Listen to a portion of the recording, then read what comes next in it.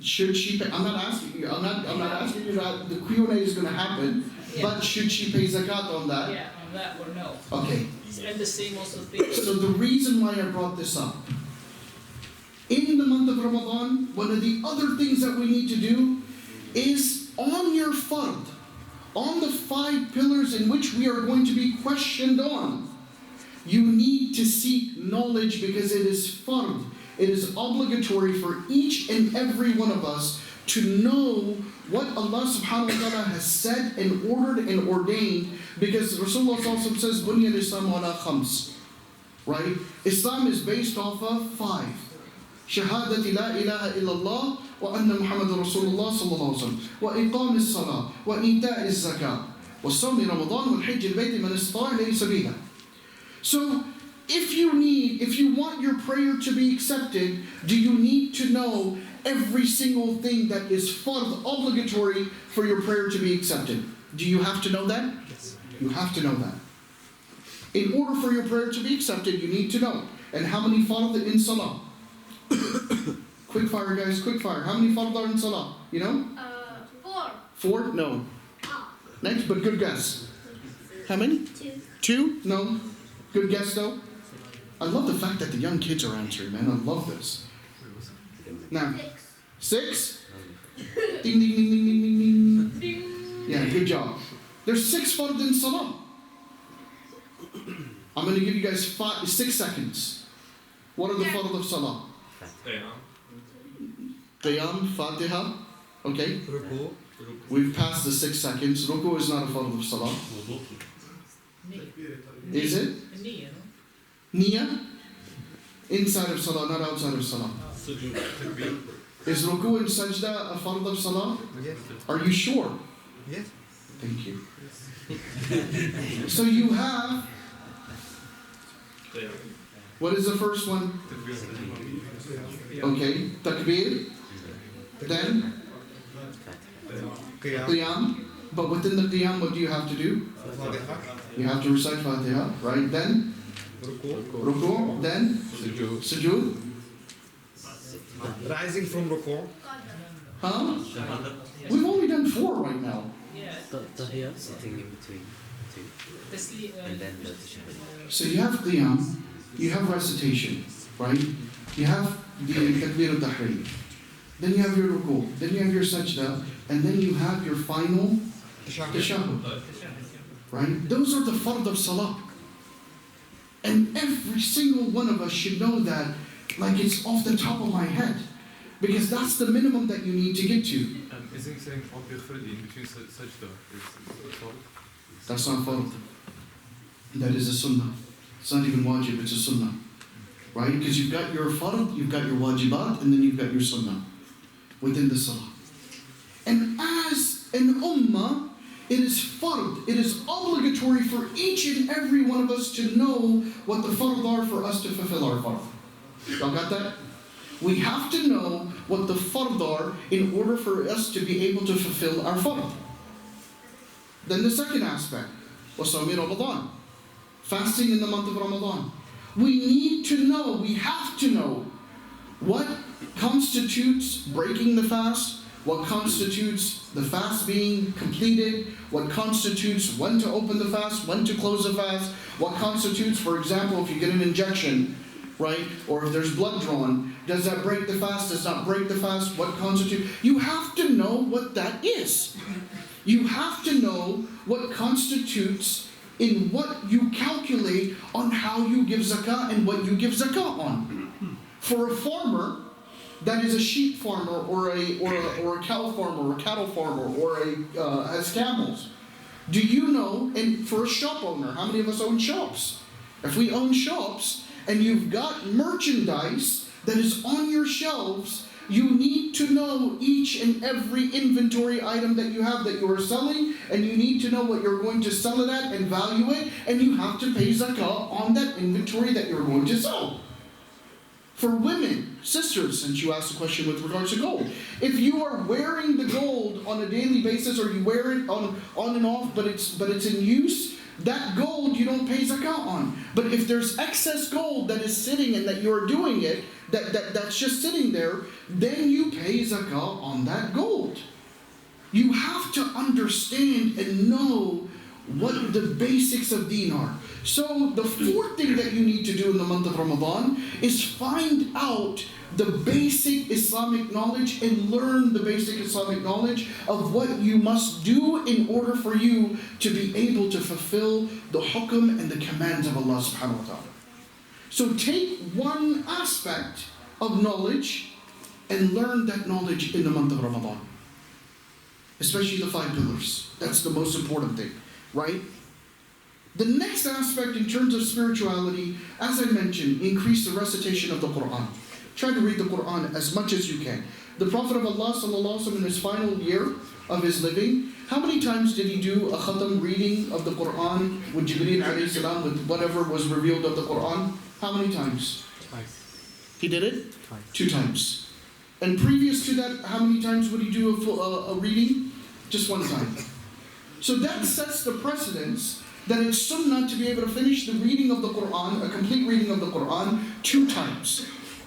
But the average was 1 time, so you should at least focus on trying to finish the recitation of the Quran in terms of at least 1 time. Then, the next aspect, your salah and connection with the masjid.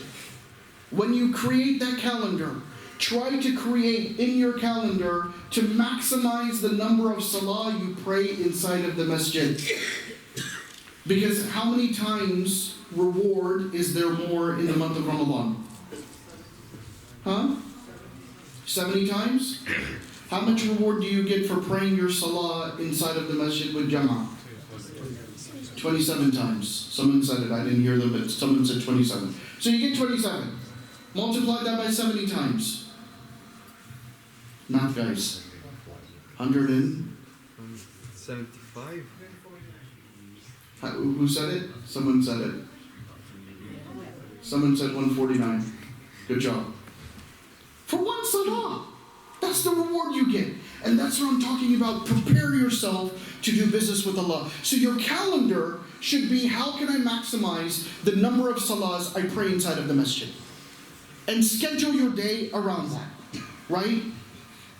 The next big thing that we should do in the month of Ramadan is istighfar. Seek forgiveness from Allah. Your tongue should be moist in asking for forgiveness from Allah, so much so that the Prophet of Allah sallallahu alaihi wasallam, was he sinful? Did the Prophet sallallahu alaihi wasallam ever commit sin? No, he was sinless. Now, if the Prophet sallallahu alaihi wasallam was sinless, did he have to make istighfar? Yes. He didn't have to, but he was making it. But he was making it. How many times? Even though he didn't have to. 70. 70 times in one hadith. In another hadith, how many times? 100 times. Subhanallah. That's the Prophet of Allah sallallahu alaihi wasallam doing istighfar. Can you imagine what we need to do? And there is a hadith which starts with man lazim al-istighfar. That it is lazim, it is incumbent upon where when a person is continually doing istighfar, that جَعَلَ اللَّهُ مِنْ كُلِّ هَمٍّ فَرَجًا, that Allah subhanahu wa ta'ala will remove all kind of difficulty from them. وَمِنْ كُلِّ ضِيقٍ مَخْرَجًا, that Allah subhanahu wa ta'ala will make a way out for them. Right? وَيَرْزُقْهُ مِنْ حَيْثُ لَا يَحْتَسِبْ, and He will give from ways that your mind can't imagine. Not just in Ramadan, and remember, Ramadan should be a training for the rest of your year and the rest of your life. So make sure you are doing istighfar a minimum of 100 times and put that into your calendar. How many things have we put into the calendar so far?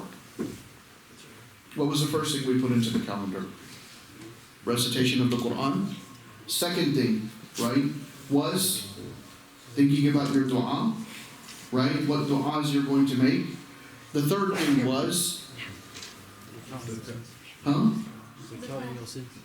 thinking about your sins and asking for istighfar. Then the fourth thing that we talked about was preparing for gaining the essential knowledge. And number 5, which we are at right now, which is, no, we already did istighfar with that. There was one more thing that we forgot. 27 times 70 is what? 149. So we need to try to schedule in. Try to come to the masjid as much as possible. Huh? How many? 1,889. 92 for 90, yeah. By 1,890. 1,890 is what? It's 27 times 70. 27 times 70. Subhanallah. That's some serious business with Allah, man. Now, If let's say like hypothetically, if you miss Salah for like, or if you miss Zuhr Salah for like 2-3 days, and then you pray in the masjid during Ramadan. so you're talking about if in your lifetime you've missed 2 or 3 salahs in your lifetime, and then you pray in Ramadan. That's the extra credit. You know, salah. Let me be very blunt with everyone. Salah is a debt that we owe to Allah. It is not something that we should be humming and gumming about like, yeah, I make my salah, yeah, I pray 5 times a day. You know, subhanAllah, we've lowered our threshold and the benchmark of what we as Muslims should do. You know, subhanAllah, I remember there was a brother who was asking about a young man for his daughter. And he said, you know, I'm looking at this guy, you know, I know he comes to some of your classes. I heard he's a really good Muslim. I said, subhanAllah, okay. I didn't know the name, and I said, what are the traits or what are the qualities that he has that make him a good Muslim? And he said to me, he goes, well, I know he prays 5 times a day. And I was like, okay. What other traits do you know about him? And he said to me, he goes, well, you know, I know he's always in the masjid for Ramadan. Okay. What are the other qualities? And he said to me, he goes, Shaykh, what do you mean? He prays 5 times a day. Must be an amazing Muslim. And I said to him, I said, that's the problem. We have made someone become mutadayyin, someone become a very good Muslim because they pray 5 times a day. That is basic. That is basic.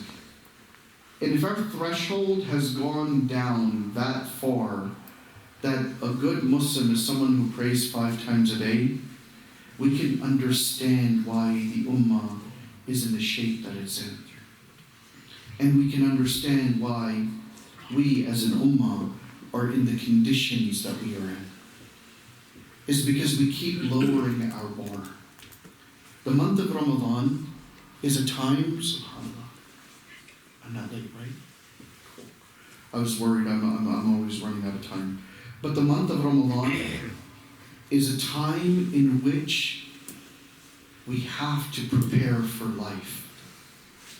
If you have not, and don't raise your hand on this, but if you have not seen that you've increased your coming to the masjid, but yet in the month of Ramadan, you were always coming to the masjid for Maghrib and Isha, and you were staying for Taraweeh and stuff, and even coming for Salat al-Fajr, because I know in the masjid, here in the masjid, you know, I go to the one that's close to my house, but when I come here, subhanAllah, you've got 1.5 rows sometimes you've got 1 row, right? But in the month of Ramadan, you've got 3-4 rows, because I need to get my food in before Fajr. So I'm going to get up and I'm going to eat because I need to nourish my body. But throughout the year, I forget to nourish my soul. And if you've seen that in the month of Ramadan, you show up and you walk up to the masjid for Salat al-Fajr, for Salat al-Maghrib, for Salat al-Isha, but throughout the year, you're only coming to the masjid for Jummah, and sometimes even missing that, then does Ramadan really benefit you? And have you really made an actual difference in your life spiritually by connecting with Allah subhanahu wa ta'ala? And if you find yourself, and I don't want anyone to raise their hands, but if you find yourself that you're going back into the same rut, then you really haven't prepared before Ramadan, in Ramadan, in order for you to carry on after Ramadan. Next aspect, spiritually. We talk about zakah, which is fard. You have to do it. Now let's talk about things that you do that you don't have to do, but it brings you close to Allah. Now there's something that my mom does every day with me, even to this day when I go back home. And yes, I'm always running late, which is a very bad trait of mine. But subhanAllah, my dad would be like, Feroz, come on, we're going to be late for Fajr. Feroz, come on. Because my dad wants to be the first guy in the masjid, because he likes to call the adhan. And my dad's always like, Feroz, come on. And I'll be putting on my thobe, I'm putting on my kufi, I'm putting on my shoes, I'm running out, and then my mom would be like, Feroz, no, come back. I'm like, Mom, Dad's going to kill me, I got to get out. She'd be like, no, come back. Did you put the money in the box? And she's made it so easy because she's got the box right at the room door. And she's like, how much more easier can I make it for you to give sadaqah on a daily basis?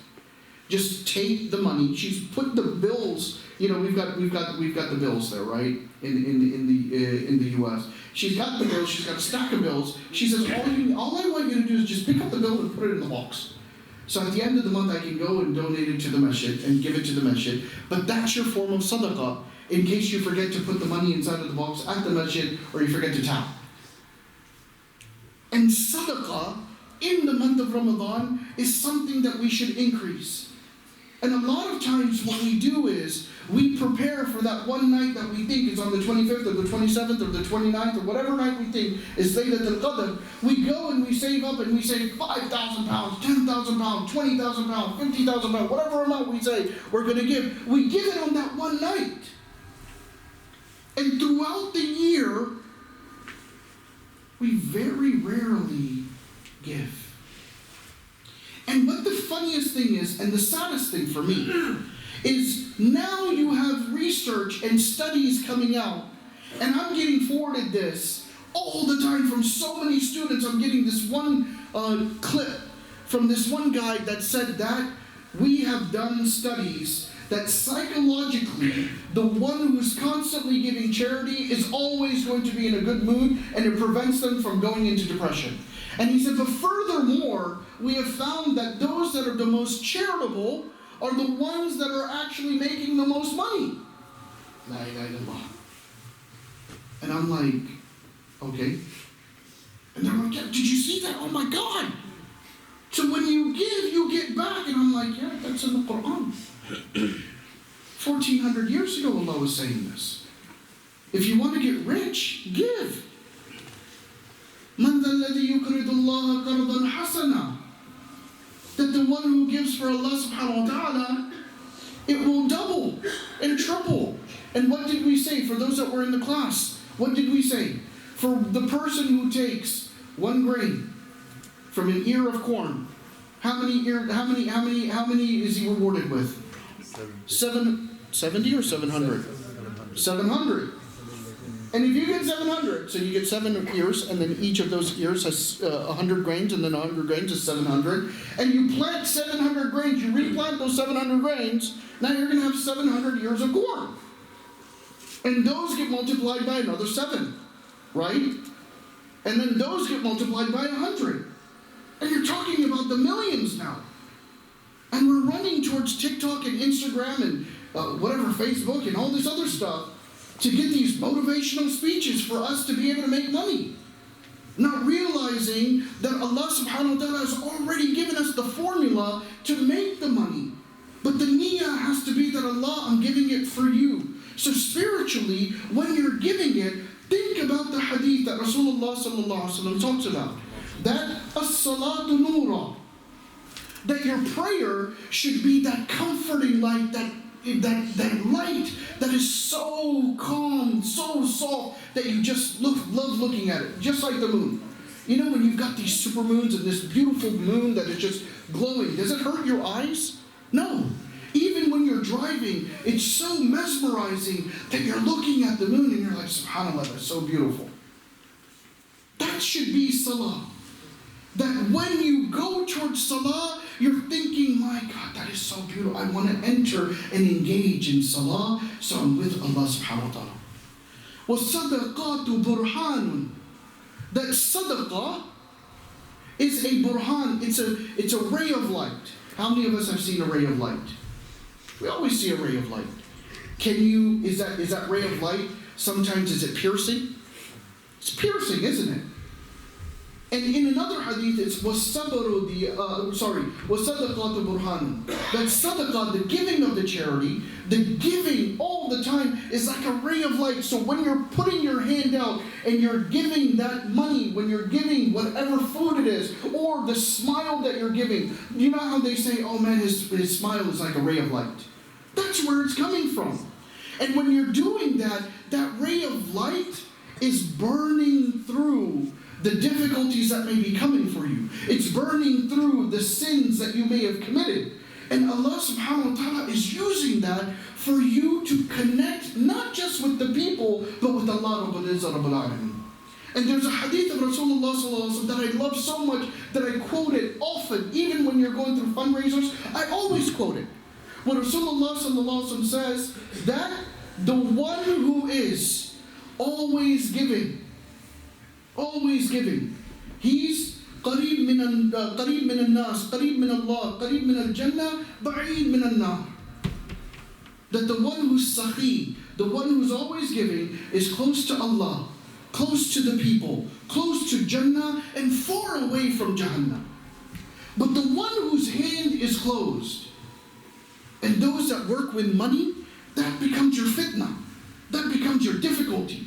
Whether you're a CEO or a businessman or whatever, it becomes your difficulty for you to part with your money that you see you've been working hard on. For anyone to part with their money.